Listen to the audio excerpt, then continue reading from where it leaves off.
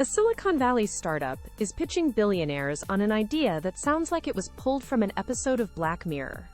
Their product is brainless human clones, sold as a kind of biological insurance policy.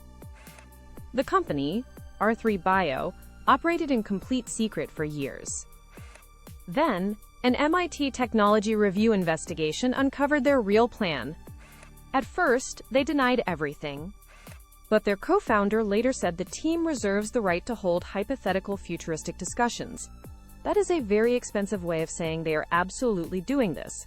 This isn't just a wild theory, it's a real venture with serious money, scientists, and connections.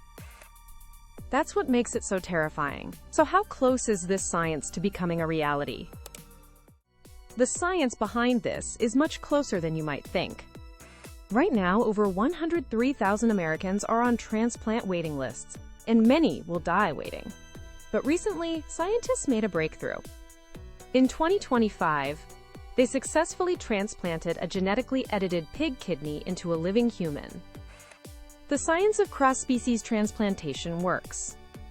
So R3 Bio asks a simple question. Why use pigs at all?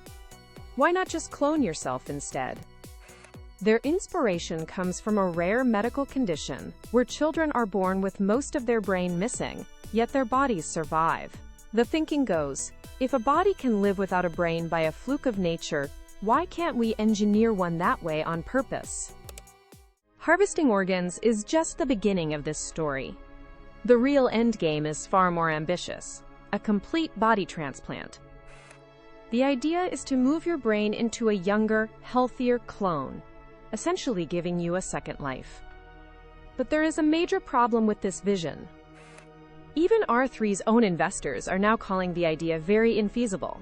Here is why. In 2024, surgeons tried to reattach a pig's head to its own body. The pig lived for 12 hours, but it was completely paralyzed. The spinal cord problem remains completely unsolved. Successfully connecting a brain to a new body is, for now, pure science fiction.